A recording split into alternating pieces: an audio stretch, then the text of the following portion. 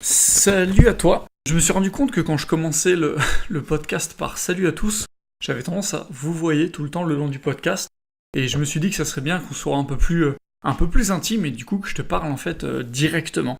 Je vais lancer une petite série sur en fait les biais de l'entrepreneuriat, les bullshit qu'on entend dans l'entrepreneuriat.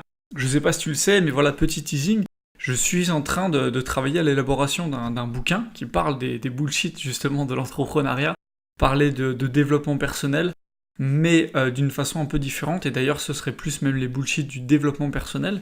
Et du coup je vais te faire un petit teasing ces quelques jours, où je vais chaque jour traiter d'un biais, d'un bullshit qu'on entend dans le thème du développement personnel et de l'entrepreneuriat spécifiquement.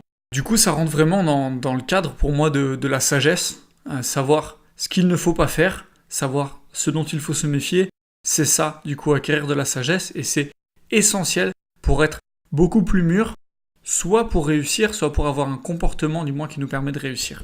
Donc je vais te parler aujourd'hui du biais du survivant. Et je vais t'introduire ça avec une petite histoire. En fait, pendant la Seconde Guerre mondiale, les avions qui survolaient les villes avaient techniquement 50% de chances de ne pas revenir. 50% de perte des avions. C'était phénoménal. Quand vous partiez survoler une ville ennemie, vous saviez que vous avez une chance sur deux pour y passer, littéralement. Et du coup, les Britanniques ont voulu renforcer justement les avions, et pour cela, le gouvernement en fait a regardé voilà, où il y avait les impacts de balles de tous les avions qui revenaient, et ils se sont dit ok bah voilà, il va falloir qu'on renforce justement ces endroits-là. Et puis il y a une personne en fait qui est venue et qui a un peu finalement sauvé le coup, puisqu'elle a dit écoutez, les avions qui reviennent, c'est les avions justement qui ont survécu à l'épreuve des balles. Donc plutôt ce qu'on devrait renforcer, c'est là où les avions ne sont pas touchés, puisque les avions qui ne sont pas revenus, c'est probablement là où ils ont été touchés. Et c'est très contre-intuitif, donc c'était vraiment pas évident à trouver comme solution, mais c'est vraiment ce qui a permis du coup de renforcer les avions aux bons endroits. Et cette méthode a d'ailleurs très bien fait ses preuves dans les années qui suivaient. Donc vraiment ce réflexe de considérer plutôt ceux qui ne réussissaient pas, ceux qui échouaient, et de tirer des leçons de eux, plutôt que de ceux qui réussissaient. C'était beaucoup plus pertinent finalement, et beaucoup plus utile. Et on retrouve un petit peu la même chose dans les startups, dans les sociétés qui se montent. Techniquement, du coup, si on voudrait comprendre comment les startups réussissent, quelles sont les clés, s'il y en a, du succès des startups, interroger toutes les startups et les sociétés qui réussissent, et leur demander comment ils ont fait, bah ça revient à regarder là où les avions qui sont revenus, où il y a les balles en fait. Alors qu'il faudrait prendre plein de startups qui démarrent et regarder le comportement de celles qui réussissent avec plein de données pour voir qu'est-ce qu'il y a en commun et peut-être plus même voir quels sont les points communs des startups qui échouent plutôt que le point commun des startups qui réussissent. Et avant de détailler, je vais illustrer ce biais avec un dernier exemple qui va peut-être pas parler à tout le monde, l'exemple par exemple du jeu vidéo. Donc comme vous le savez, aujourd'hui YouTube est une plateforme extrêmement développée, c'est un des plus gros moteurs de recherche au monde, après Google il me semble. Et du coup, c'est un moyen pour pas mal de personnes de gagner leur vie, finalement, en tant qu'indépendant, en faisant des vidéos sur YouTube. Et il y a une façon d'être rémunéré par le jeu vidéo, c'est de faire du bon contenu, justement, gaming, sur YouTube.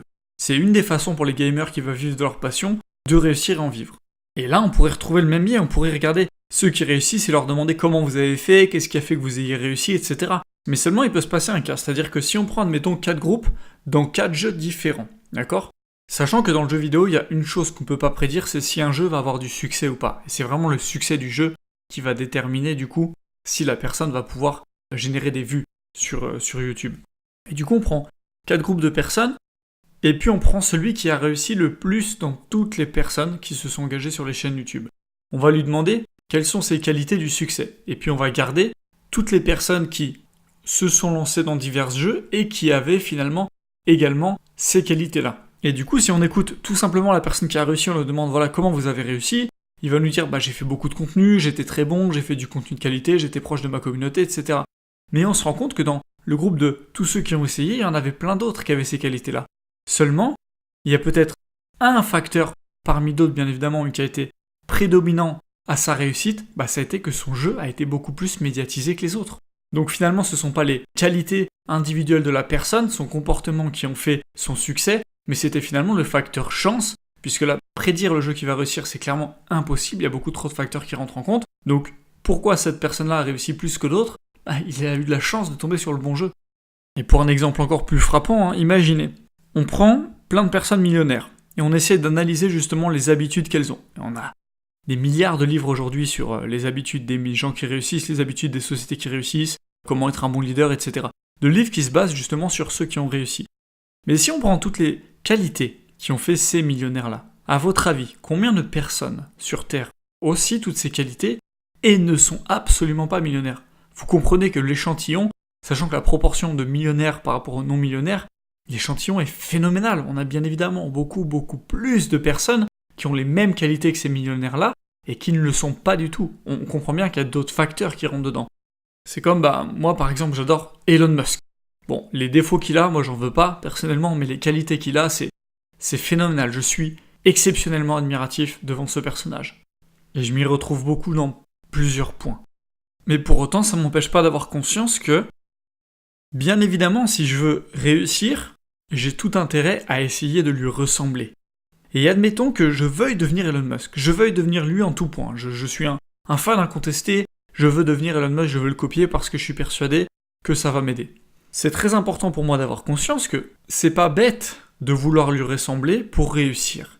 Par contre, ce qu'il faut que je prenne en compte, c'est que je peux très bien lui ressembler et ne pas réussir. Finalement, lui ressembler peut peut-être m'aider à réussir, mais c'est pas lui ressembler qui me fera réussir. Et ça, il faut vraiment en avoir conscience, et c'est pas évident. Parce qu'il y a beaucoup de personnes qui essaient de s'inspirer de plein de mentors, de plein de personnes qui réussissent, qui essaient de les copier, de leur ressembler, en oubliant que ça ne peut être qu'une aide, mais c'est absolument pas ça qui va déterminer si la personne aura du succès ou pas. Et ça, c'est très facilement compréhensible. Il y a beaucoup trop de données qu'on ne maîtrise pas, comme la communication non verbale de la personne, la génétique de la personne. La génétique a quand même beaucoup d'importance aujourd'hui dans notre vie. Le contexte de vie dans lequel la personne a grandi, dans lequel la personne vit. On a plein de choses qu'on ne pourra jamais comprendre dans le contexte et dans ce qui fait que la personne est ce qu'elle est. Peut-être que sa formule de réussite à elle n'est absolument pas applicable à nous. Il faudrait prendre en compte son entourage, il faudrait un algorithme en fait qui prend en compte 100% des mouvements cellulaires, moléculaires, quantiques de la Terre, enfin du monde, et qui arrive à les mettre. Enfin, vous voyez l'idée, ça n'a aucun sens en fait. Parce que si on prend, je sais pas, l'exemple de l'entourage, on a un biais très connu via Alan Turing, qui est une des personnes qui a inventé l'ordinateur, et il y a même un film à son sujet, pas dur à trouver, qui est un film d'ailleurs phénoménal, c'est un de mes films préférés. D'ailleurs, petite anecdote, quand j'ai pas assez de volonté, quand je suis pas assez motivé pour faire quelque chose, ce que je fais, c'est que je me mets un film qui me booste à mort, à la recherche du bonheur, The Social Network, Un homme d'exception, Les évadés, enfin voilà, je mets des films qui me boostent à fond, et ça me booste clairement du coup. Et ce film-là en fait partie, mais ce que le film ne raconte pas, et ce qu'on ne voit pas, c'est que Turing avait une équipe, avait des techniciens même, qui étaient sur des choses qui avaient l'air plus basiques que lui, mais ce qu'on ne savait pas, c'était que dans son équipe, il y avait plusieurs prix Nobel, et il y avait un de ces techniciens notamment qui était prix Nobel. L'entourage de Turing, s'il n'aurait pas été aussi compétent et aussi qualitatif, n'aurait jamais fait de Turing qui il est aujourd'hui en termes historiques. Personne ne pourra jamais se remémorer le contexte de vie dans lequel il était des dizaines et des dizaines d'années. Personne ne pourra jamais comprendre ce contexte, cet entourage qu'il y avait. On ne peut que spéculer sur qu'est-ce qui a fait la différence ou pas pour lui. Mais finalement, du coup, ça n'a plus beaucoup de valeur, vous comprenez bien. Le problème, c'est que ce biais de survivance, il y a plusieurs dangers qui sont possibles. Le premier, déjà, c'est qu'il y a des manipulations possibles. On le retrouve beaucoup au niveau étatique, avec notamment les banlieues. Montrer, par exemple, mettre en avant des jeunes de banlieue qui réussissent leur vie, qui deviennent des stars ou des génies, c'est une très bonne méthode de manipulation connue qui fait que, regardez, si vous venez des banlieues, vous pouvez réussir, donc ne vous apitoyez pas sur votre sort, vous pouvez réussir comme tout le monde. Vous voyez l'idée ? Je dis pas que dès qu'une personne de banlieue qui est mise en avant, c'est forcément une manipulation, mais c'est une méthode qui existe et qui est utilisée très couramment aujourd'hui. Donc il y a aussi cette citation que j'adore qui est « Une décision bête qui marche devient rétrospectivement une bonne décision ». Et c'est vrai, parce que quelqu'un a fait des choix complètement débiles, complètement bêtes, mais ça marche pour des facteurs qu'on ne comprend pas, pour des facteurs de hasard littéralement, et on va croire que c'était une bonne décision, et ça va être copié, et il y a des milliards de gens qui vont se planter peut-être, vous comprenez l'impact ? C'est vraiment le danger de donner trop d'importance au hasard. Parce que oui, que tu le veuilles ou non, le hasard, l'aléatoire, ça existe bien évidemment. Tu te renseigneras sur l'effet papillon si ça te parle pas. Il y a des vidéos qui expliquent très bien ça. On pourrait avoir par exemple un biais complètement qui nous paraît ridicule, mais qui techniquement tient la route. Une personne qui vient gagner au loto, et du coup qui va tenir un discours. Donc, le loto, c'est une chance sur X chances de gagner, qui est très faible, c'est littéralement du hasard. sauf si vous êtes pro-théorie du complot, mais c'est pas mon délire. Et on pourrait très bien imaginer cette personne qui arriverait, qui dirait ne lâchez jamais, n'arrêtez jamais d'acheter des tickets de loto. Moi j'ai travaillé très dur, j'ai pris un deuxième emploi, j'ai sacrifié la relation avec ma femme, mes enfants pour travailler dur et pour acheter tous les jours mes tickets de loto, et j'ai fini par réussir. Et ça n'a pas moins de sens que parfois d'écouter, je sais pas, Steve Jobs ou Mark Zuckerberg parler de leur succès. Ça n'a peut-être pas moins de valeur finalement. Parce que ces personnes-là ont peut-être autant eu de chance que le gagnant au loto, en proportion, quand on regarde les chiffres. Et pourtant, il y en a qu'on écoute à la lettre et tout ce qu'ils disent, on dit oui, oui, et l'autre, on se dirait, ben non, le loto, c'est du hasard. Et regardez, c'est pour illustrer très bien, on sait par exemple que les personnes qui ont beaucoup de succès partagent 3 caractéristiques. Ils sont souvent un peu marginaux par rapport à la société, ils sont pas très concernés par l'actualité politique ou des choses comme ça, ils ont un problème avec l'ordre, avec l'autorité, et c'est des personnes qui aiment prendre des risques, qui prennent beaucoup de risques. Puisque souvent les gains potentiels sont proportionnels au taux de risque et de débilité de ton choix que tu fais. Plus ton choix est débile et risqué, plus t'as des chances de gagner gros du coup. Plus t'as des chances de perdre gros aussi, forcément. Mais à votre avis, combien de personnes sur Terre sont marginales, n'aiment pas l'autorité, et aiment bien prendre des risques, et ne sont pas du tout successful?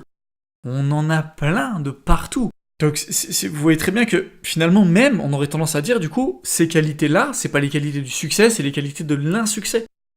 Et au fond, on n'en saura jamais rien, parce que finalement, c'est des constantes qui correspondent juste à des chiffres que il y a beaucoup moins de personnes qui ne réussissent pas que de personnes qui réussissent, dans tous les cas. Et ça sera toujours comme ça. C'est assez évident à comprendre. Après, on va vous raconter des anecdotes, des exemples qu'ils ont eus, mais une anecdote ne sera jamais une preuve. Moi, demain, je suis millionnaire, j'ai 10 millions sur mon compte, les gens m'écoutent, je dis une anecdote de ma vie, et je vous dis c'est à ce moment-là, moi, que j'ai tout compris et que ça a fait la différence, et vous me croirez, et personne ne sera là pour vérifier, pas même moi, et peut-être que moi-même j'y croirais, et ça n'aura peut-être... Et c'est peut-être la chose qui aura eu le moins d'incidence, peut-être même que si on aurait changé cette chose-là, j'aurais 100 millions sur mon compte et pas 10 millions. Voilà, je pense que vous avez bien compris l'idée. 2 choses qu'on peut mettre en place, et 2 conseils que je vous donne du coup pour éviter de vous faire avoir par le biais du survivant, de regarder plutôt les habitudes des personnes qui n'ont pas réussi, des personnes qui ont mis en place toutes ces choses qui ont fait, d'après les personnes successful, leur succès. Vous essayez de trouver des personnes qui ont les mêmes points communs et qui ont été perdants, et vous essayez d'en trouver assez pour mettre en commun entre les perdants quelles ont été leurs habitudes à eux et qu'est-ce qui aurait pu faire que eux ils ont été perdants, par exemple. Donc vous comprenez que c'est un process très compliqué, mais ça a beaucoup plus de valeur que d'écouter uniquement les personnes successful. Et du coup, le deuxième conseil que je vous donne, c'est que finalement, quand on comprend ce biais-là, on se rend compte que écouter des gens, ça a peu de valeur et on ne sait pas trop quoi en faire. C'est pour ça que ce que je vous encourage, bien évidemment que ça a du sens d'essayer d'imiter les personnes qui ont du succès, bien évidemment que ça a du sens de les écouter et d'essayer de voir et d'analyser ce qui ont fait leur réussite. Je vous dis pas de pas le faire du tout, je vous dis juste que si vous le faites, gardez en tête que de les imiter, ça peut peut-être vous aider à optimiser vos chances de succès, mais ce n'est absolument pas ça qui déterminera si vous aurez du succès ou non dans votre vie et dans vos projets. Et vraiment de respecter ce point-là, ça pourra vous permettre de plus intelligemment et avec moins de pression devenir vous-même, par votre propre expérience, un peu plus l'influenceur de votre propre vie.